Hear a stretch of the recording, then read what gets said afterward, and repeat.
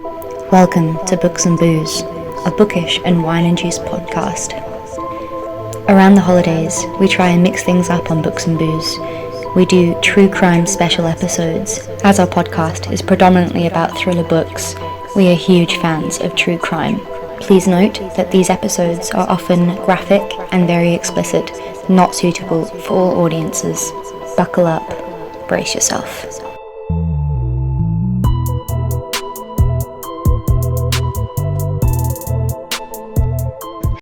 It happened in Leeton, New South Wales on Easter Sunday 2015.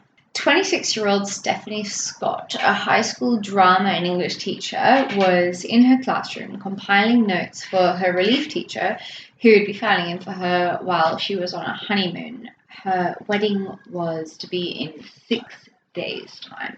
The bride-to-be was absolutely stunning inside and out, over the moon to be marrying her high school sweetheart and adored by her students and colleagues. After compiling her handover, Stephanie put on the alarm and bumped into the school's cleaner, Vincent Standford, by the front gate. Vincent Standford was his name? Stanford. By the front gate. Stephanie gave him one of her gorgeous bright smiles and said, "I'm going now, have a happy Easter." This is when Stanford, 24, originally from Holland, grabbed her by the waist, holding his hand over her mouth and to muffle her screams. He dragged her into the school's storeroom, locked the door, and began sexually assaulting her. He beat her and finally stabbed her in the neck to make sure that she was dead. Jeez. But he beat her over 40 times. Oh, wait.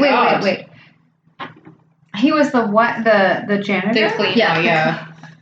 Oh, I don't know, there's something really creepy about a cleaner named Vincent. That just sounds... At least be Vinny. Yeah, I feel like he's like probably obsessed with his mom, like lives at home in a basement. He did live with his And, mum. Well, there we go. How crazy is that? Yeah, well, if you're a cleaner and your name is Vincent, like that's literally... And he pulled her into the cleaning closet. Yeah, well, the storeroom, right? That was his little lair. On the mops and stuff. Okay. So on the mops. Oh my god. It's an extra level of... Stanford then left her body in the storeroom, drove home where he ate a fucking cheese sandwich. A cheese sandwich. That's a meal. Your post-murder cheese sandwich. You wouldn't have ham on that after murder. Like you wouldn't have a vegetarian meal. You're like, I just need to be blocked up a little bit. I need some calcium up in these. Yeah. So he literally drove home to have a cheese sandwich and a coffee, then returned to collect her body. Oh wait, and then he went back. Yeah. Okay. Wow. Yeah, well, he needed the caffeine. The calcium. Yeah. There's nothing to eat at school. There's a time and a place to eat. Okay, you'd think that So he put her body into the boot or trunk. What do you say? I say trunk. You say trunk. But I'm American. Boot. Yeah. Okay. We say boot, you say trunk. But in his words, it was trunk.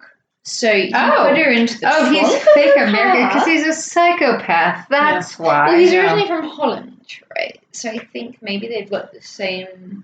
Okay.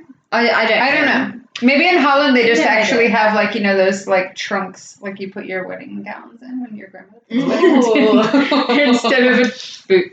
I don't know. So making things up about Holland. That's fine. He puts her body into the trunk of her car, and went back inside to clean up the crime scene. As a cleaner, he obviously had all the products like a high pressure cleaner to clean everything out and make the crime scene look spotless. Wait, right? Cleaned out the cupboard or the storeroom? Okay, right, yeah, like so. Not the car. He stabbed her like heaps of times in the neck. That must have been. That's a lot. You gotta conceal. I'm probably gonna get this wrong because I'm quite drunk now. But was it the carotid? Tree. That one. The one in your Apparently he stabbed her there to make sure she was dead. So she was It obviously would have just gushed. spewing Yeah. everywhere blood. Yeah. And So like he managed horror to clean it movies all kind out, of right? scene. Yeah, with it Yeah, all. yeah. Ugh, you'd have to buy a mop to clean your mops. Sorry, I'm awful. We should not be laughing about that, guys. But anyway, We're done. We're not so laughing. he put her body into the boot. Then he got into a car, drove it, and parked it outside of his own house, where her naked body was still stuffed into the boot. He waited a few hours and then he drove to Kookaburra National Park. He pulled her from the boot and covered her body with logs, like just various sizes. Just of logs. He was just timber. like, here's a wood thing. Yeah, so he just So no literally grave. buried, No grave, buried just her cover in, in leaves. in Ugh. in like stumps and logs and shit. And You timber. couldn't even dig a fucking hole, That's- you piece of shit. that's- Like, that's a but lazy then- couldn't even be bothered to dig a then- fucking hole. And then he poured petrol all over it and set her on fire. And this was all right In by the woods. a fallen tree. And the In a- fallen tree will come Is back he into trying to play get later. caught? Is this isn't it a national park? Yeah. Like, they would absolutely know Yeah. there's a fire. You can't even have a fucking this is bonfire. what- You this can't is have a the only- He's campfire. not a smart man. So- Like this so- is no, like let's establish that now. Well, I This mean, is the only thing I don't get, because they never found the fire. They never reported. No one reported the fire in a national park. No. That's what I don't understand about Wow. this case, and nothing has ever been These said people about it. clearly don't care about the environment. Like, Yeah. Other hikers are like, that's fine. yes. But so this was all next to a fallen tree, which will come into play later in the story. So then he lit her on fire. When he left the scene, he abandoned her car. But before he did that, he took 2 photographs of her burnt corpse. Wait, what year was this? 2015. So this was in the 2015. age of, your smartphone. Online. Okay, yeah. Yeah. So it's not, like always when we talk about true crime, I think like what kind of camera? Do we have a digital camera? Do we have a Yeah. Polaroid action? Like a Do we have disposable one the of guy those, with the sheet over the head with the smoke coming out? Who knows? Exactly. Okay, so we've got smartphone. Yeah, Camera. smartphone. Yeah. Oh, So he threw petrol over her, took pictures of her, then he abandoned her car on this road called Pike Road, and then walked the rest of the way home. He had nothing but her bra, a red bra, her car keys, and 2 pictures of her burnt corpse on his phone as memorabilia. I feel like that's a lot of memorabilia. Yeah. Was feel it like already a that's- red bra? Like. So Why is it always a red? Okay, note to self. No, I'm never just wear like, a fucking it's- red bra. It's always a red bra. But it's that They the always- morbid thing in my head. I'm like, is it red from blood? Like, is it? Or is it? No, I think all murder victims wear red bras. Like Oh, of I course. always hear about Note like. to self, do not wear a Well, red okay, bra. well, don't if you say don't, that. My you're gonna get only killed. bra is red. You're gone. If okay, You're gone. you can have a red bra and not get murdered, but your chances increase.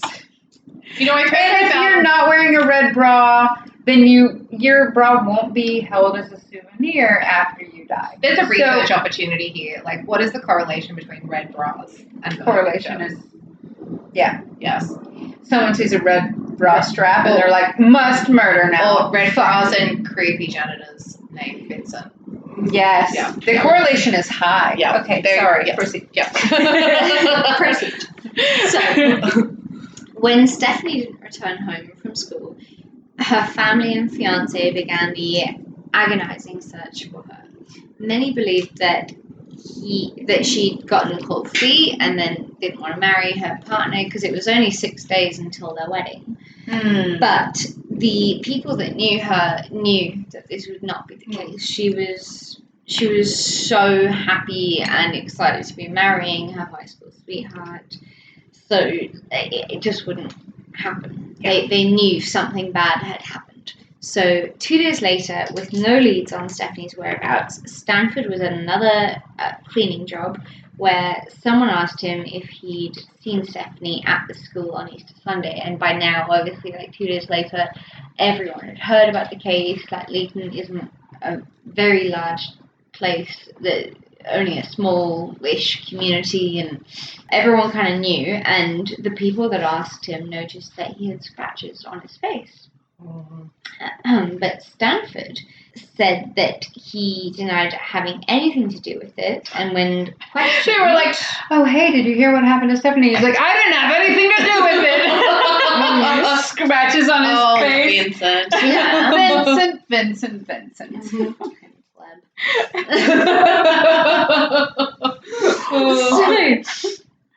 So he was then questioned by the police, and his alibi was that he was at the grocery store at the time of her disappearance.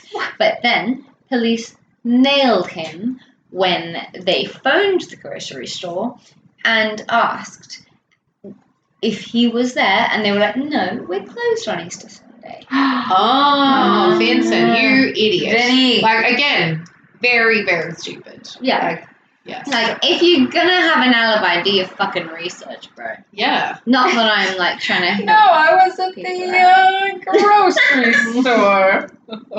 All right. Isn't it like? But isn't it the common thing is you go to the movies, you buy a movie ticket, and then you sneak straight out of the movie, and then you commit the crime. Yeah. Like, surely you'd do something simple like that, but no. So then, 3 days. Stop buying knives. So then, 3 days into Stephanie's seemingly like vanishing act, Stanford was arrested, and when police searched his home, they discovered her red bra, car keys, and the lining from the boot of her car. Wait, So what? obviously, because you've been crammed into the boot of a car. Oh, he pulled. Why wouldn't you put that in the fire? Strike number 3, Vincent. Strike number 3. Obviously, What are you, an amateur? Yeah, so obviously. Do you not listen to Murder Podcasts? You are not bro. All right. And then it was only on the day that Stephanie was going to be married. So he denied everything. But the day of her wedding, he gave a full confession. Was that planned to be on the day of the wedding? There's been nothing about it, but I feel like that's really sinister. Yeah. And horrible. And like her fiance Aaron, I feel for him. Aaron. Poor Aaron. So Stanford told police that he'd been really surprised to see Stephanie at the school, and that he'd actually driven home to collect a rape kit consisting of handcuffs, Viagra, a knife, and a 40-centimeter blade, and various cleaning products. So he had this kit with him. That's at all very times. different than the rape kit. Yeah, That's what I'm thinking of. I'm thinking there's a rape kit backlog, That's what but he not of calls that it. kind. Like, that's... Yeah, Ian, that's not the so- rape kit. No. Not the rape kind. Not the kind of rape kit you want. Yeah.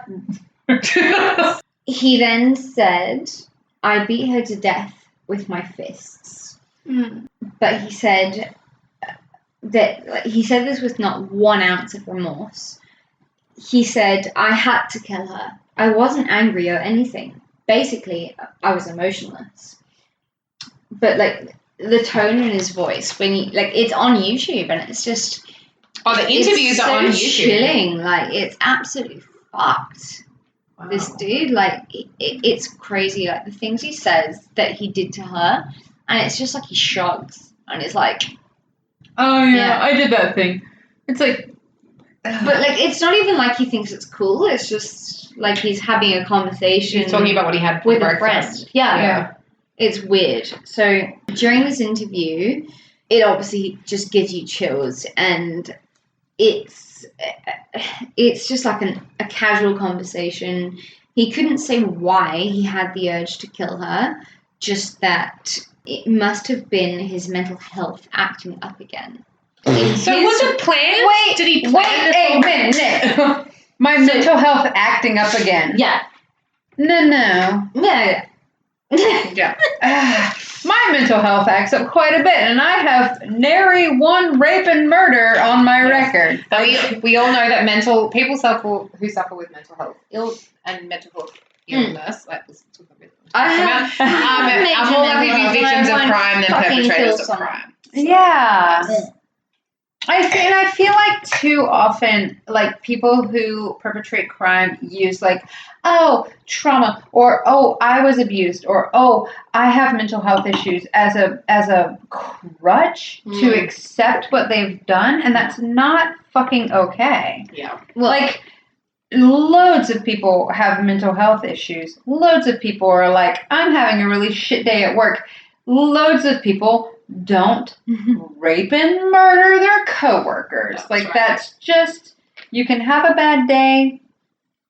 I don't know, eat poorly, Yeah. drink too much, Just do whatever you skip do. the murder, go straight for the cheese sandwich as a comedy. Skip the Like, murder, eat a whole wheel of brie between two pieces of bread. That's right. Yeah, you eat as much cheese as is necessary to take care of you. You do you. You do you. Yeah. okay.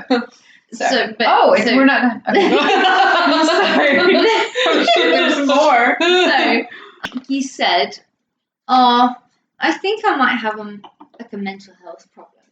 Like that's what You he think? said, right? Yeah. So he was obviously just like an absolute dickwad.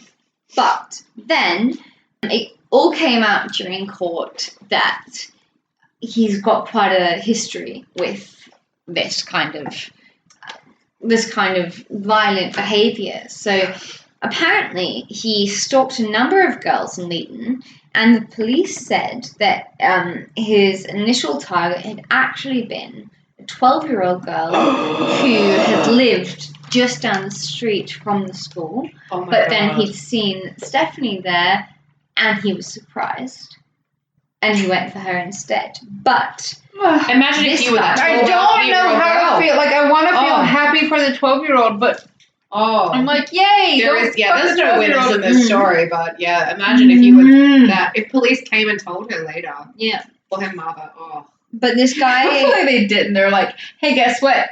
You were the intended victim. And she's like, what the fuck? Well, that's the trauma I didn't Can you need. imagine like how much anxiety that chick must have now? Like, But if you think about it statistically, like, what's the chances that you'll be the target of two, like, homicidal maniacs? Mm. So, you know, I've had my one. I was missed. So I'll be fine now.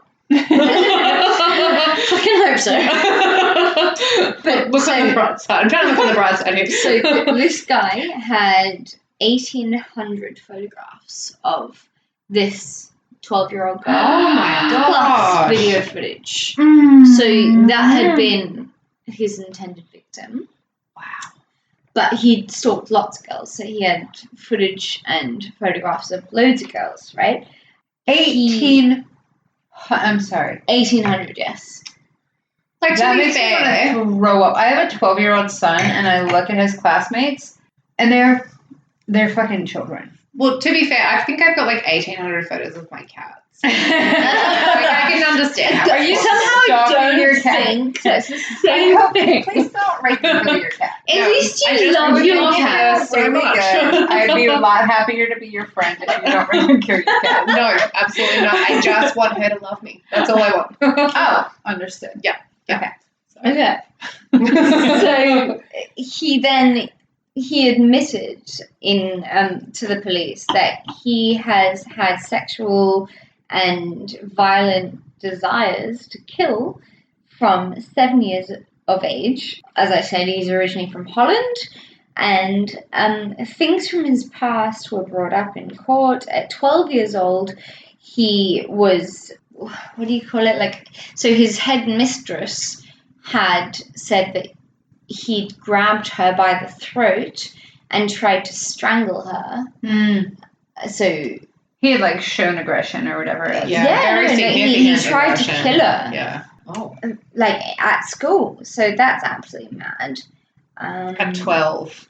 That's a lot of rage for a No, 12-year-old. that's 7 years. No, I was gonna say, like, that's 12. That's tracks. 12. 7.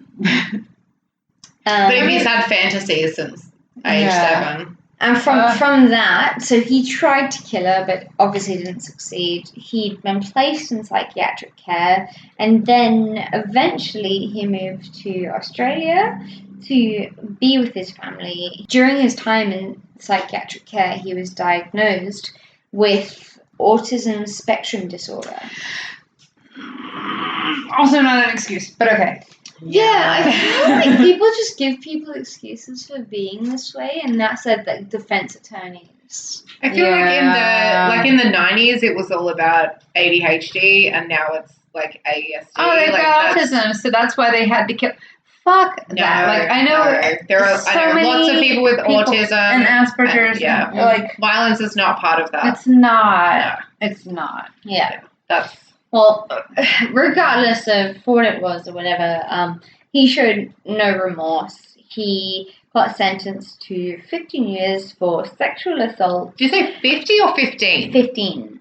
1-5 for sexual assault, but then a life sentence for murder with no possibility of parole. Good. But the only fucked thing is, and I don't know where you guys I feel like there's a lot of it. fucked things in this story, but let's talk about this one. Okay, so this guy, he said that he got the job as being a cleaner because he loves being alone and being in isolation, and he loves in a fucking middle school. But he loves watching people and being alone, right? So now he is now in isolation in jail, and he says he loves it. This is like his heaven. They should put him in Gin Pop. Let him fucking live in Gin Pop. Let the motherfuckers take care of him. That's all I have to say. Yeah. Jail rules, like street rules. Let that's exactly how I feel. I can't imagine anyone genuinely loving isolation though. I can. I can't. Like, what's the Unabomber guy? Who? The Unabomber, Ted Kaczynski. Yeah. Like, he would thrive. And, like, people who are hermits and who feel like they do better on their own. Like, I don't know. I have a problem with prisons. Okay, to be fair, I have a problem with prisons in general. Like, I think rehabilitation is key, but also there are people who cannot be rehabilitated, and therefore, like, I don't know. I probably should stop talking because I feel like I've run, like...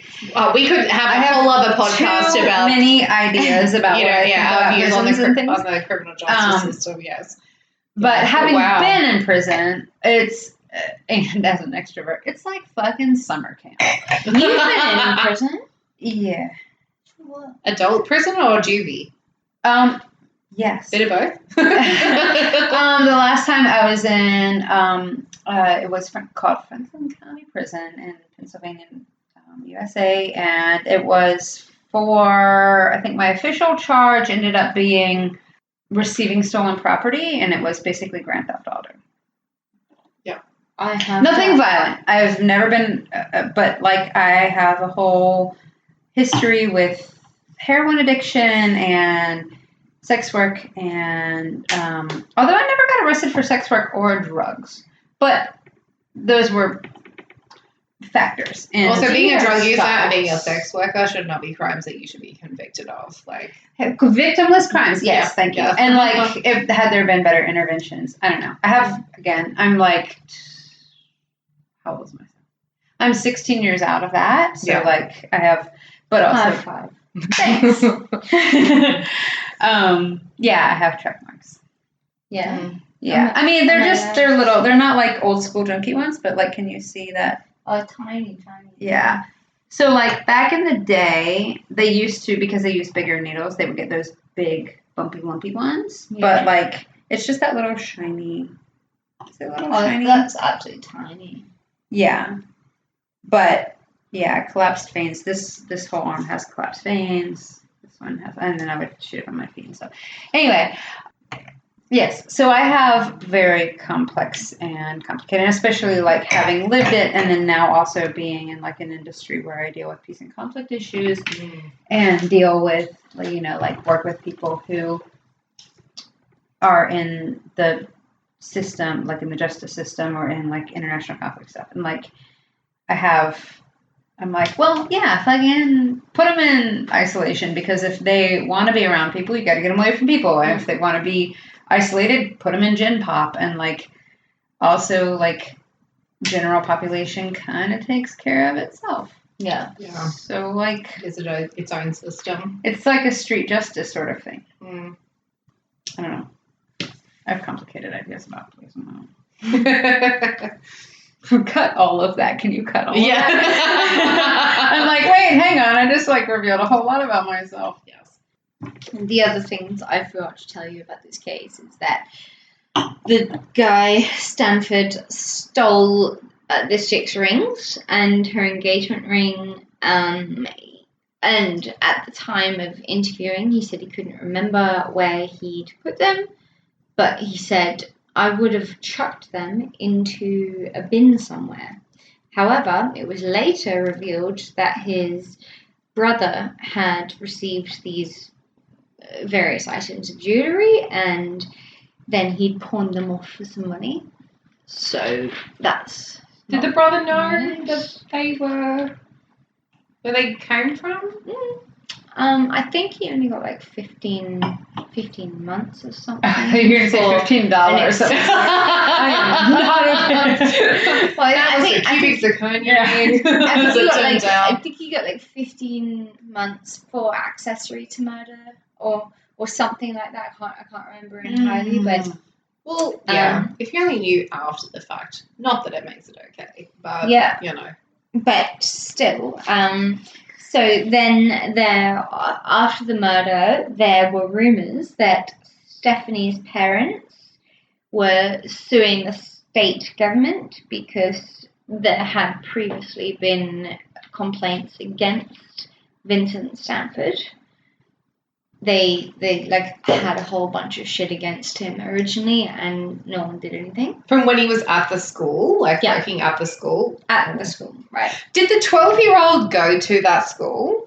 I don't know. Or she just lived near the school? She lived near the school, so I think they're trying to keep it very confidential about who she is. Yeah, which is fair enough. She's still very young. I wonder if she even knew, because they wouldn't tell her, right? They would tell her parents, and her parents have got to be like, they absolutely would have told her. Because if they had all those images, the prosecution would have used that in the trial, and to use it in the trial, they would have had to have her. Well, they would have had to tell her parents. I don't know. I feel like, if you were the parents, you would not tell your child. I would not. I would be like, no, it's. And I'd be like, they're like, but why are they so weird and overprotective? And you're like, because I love you. And they're like, God, my parents are so weird. And you're like, someone's got 1,800. I think if your daughter's trying, I want to go to this party, but you were stalked by this man. He had 1,800 images of you. Like, what? Yeah. What are you talking about? You're like, I feel like as a parent, so I've got a 12-year-old, and he's a boy, but he's beautiful, and I could totally see someone stalking him because he is lovely. You have 1,800 photos of him? Yeah. She probably has more. She is his mother. Yeah. I am not stalking my child, regardless of what he tells you. Yes, I do pay for all of his stuff and follow him around and tell him to just very. But he's 12. But 16. Which my older one is 15, and he's stalk-worthy as well. He's stalk-worthy. My 12-year-old. If someone else were stalking my 12-year-old and I found out about it, I wouldn't tell him because I would want him to still be a kid. Yeah. You know? And I would be that awful parent, like, no, I need to accompany you to everything. Yeah. And he's like, God, Mom, why are you being so rude? And I'm like, nothing, I just love you. I just need to be around you all the time. Why do you check all the doorways every time you go into a I think that's the interesting thing about being so obsessed with true crime is that you really do have such a understanding of the impacts of trauma across these kind of terrible crimes, and understanding the impact it can have across the lifespan. You would absolutely keep that stuff secret. Oh yeah. If your child had the capacity to grow up without ever knowing that, then that would be a much happier childhood. My son had to leave his guinea pig in the U.S. when we left. They wouldn't let us bring it in, and it died a year later. And I didn't tell him for a full fucking year. I was like, he's not ready. He went over the Rainbow Bridge? What was the story? Where did he go? It was dumb. He got a broken transit. He tried to eat a bead off a floor. He was with a friend of ours, and he's hanging out in New Zealand for a little while. Lost a lot of weight, was never able to bring it. But anyway, I didn't give him all the details. It was just Mr. Fluffles. Oh, Mr. Fluffles. Fluffles has passed on, and he was devastated. And I was like, and he's like, when did it happen? I was like, not that long ago. It was like a fucking year. I was like, you're not ready. Do you realize he might listen to this? No, he won't. We'll edit it out. Yeah, I think he does already know at this point. He's a sharp one. My little one. I've had too many horrible stories. One of my hamsters ate my other hamster's head. Oh, that happened with, I had pet rats and one of them ate the other one. It was Kahlua and Cadbury, and Cadbury ate Kahlua. It was like not a fun discovery. I used to be friends with the Cadburys, like the real people.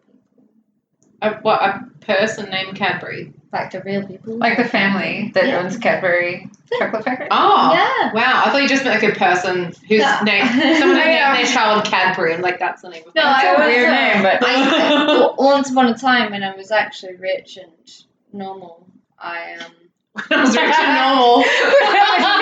I was rich and normal, like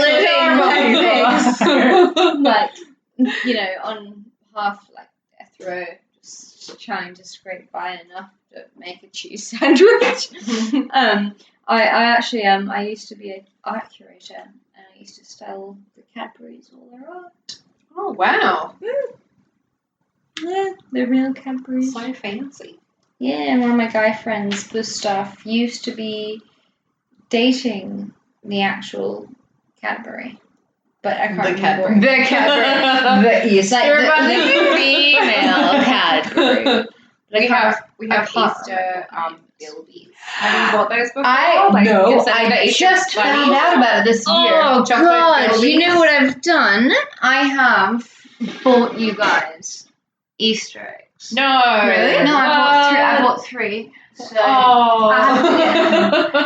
I just found out. So we never like really did Easter in the States. My older son would be at his biological father's house, and so like the rest of us, like we don't, whatever.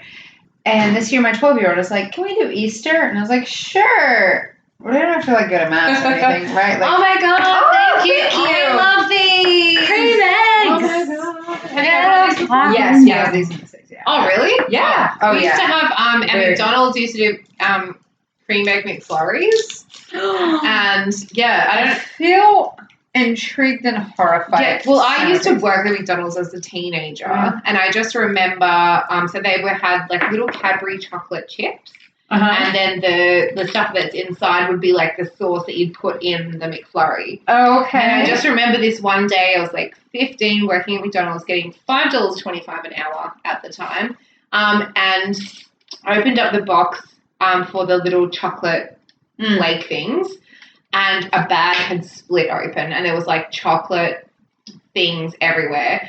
And I just showed it to my manager. His name was Craig.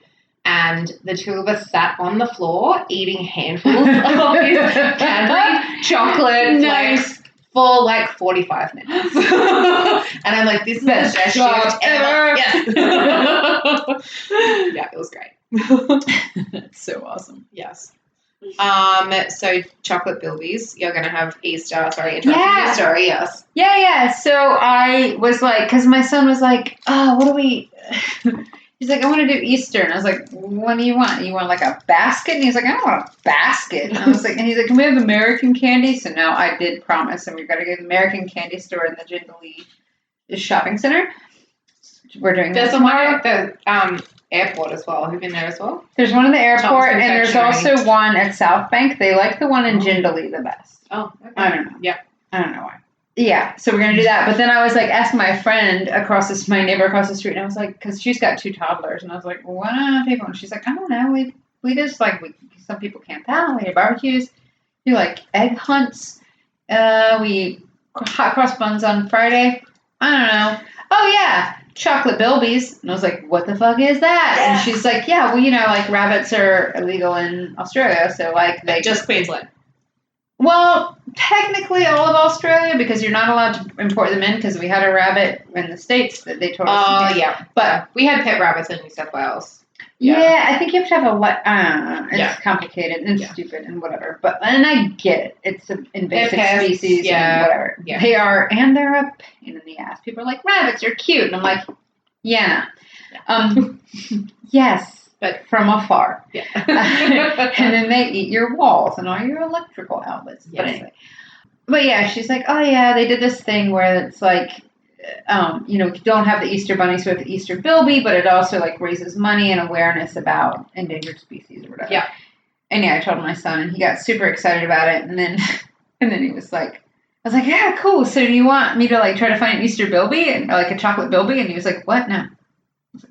Oh, so disappointing. 12-year-olds are fucking complicated. Is he not into chocolate? Like, what is? No, he loves candy, and he's like a super, like he's all into zoology. Like he's very scientific-y sort of kid. Like very interested in birds and just mammals and everything. And like, but yeah, I don't know. I was like, you want me to get one? He's like, no. I was like, just get him one anyway. And I think he'll secretly love it. Like, oh yeah.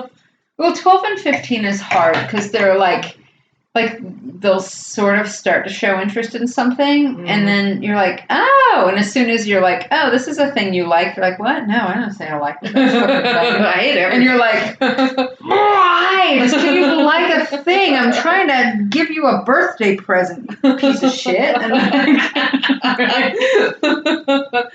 like, I'm trying to be nice to you. And they're like, what? No, ew, gross. Shut up, Mom. Yeah. Ugh. All right. You sounded really American then. Shut up, Mom. Shut up, Mom. God. I feel like most Australians can do a semi-decent American accent. Because we watch so much American television, so... Yeah. We have no Australian... There's no Australian television in the US. We get nothing. We get Crocodile Dundee. And that's why Americans are so terrible at Australian accents, because that's what they have to learn from. We're terrible at every accent because we're not exposed to anything except ourselves. And we're like, we love the Kardashians. Oh. And it's like, nah. Like, I can do 15 different American accents. I can do Boston. I can do Brooklyn. I can do whatever. It's fucking, but I don't. Yeah. Because it's Have you insulting. picked up any of the difference between Australian accents? Yeah, depending on regions. A little bit. Down south, like Melbourne, Adelaide, they seem like Adelaide is more like Britishy and like even though they're super bogan, right? But they sound posh British. So my dad's family's from South Australia. Sorry. And my dad's name is Grant. Awkward. Well, just things like my dad's name is Grant, so I say Grant, whereas he would say Grant, and he would say dance, and whereas I would say dance. Yeah. So being from New South Wales, but yeah, in Adelaide, in South Australia, they definitely have that more English kind of tone. And yeah, I have been visiting family in South Australia before and come back with this almost Cockney type Australian accent. It's really bizarre. Yeah, and I think the only other thing I've noticed, and again, most of my experience has been here in Brisbane, I do notice a bit of a difference, like when I talk to, so I've been doing the filmmaking work with the Aboriginal kids in the justice system up, like, more up Sunshine Coast way. Yep. Sunshine Coast, but west. Does that make sense? Like, northwest. Yep. I can definitely hear the difference between them and, like, the kids I talk to down here.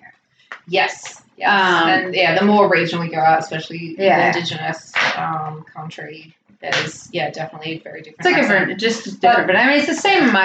Where I grew up, right now I feel like I am speaking in a very like neutral American accent, but like when I get near like my friends in the States, it clicks into more like urban, like African-American, Latino, like urban South accent. Yeah. Whereas like when I talk to my mother's family, it's more that like down home accent.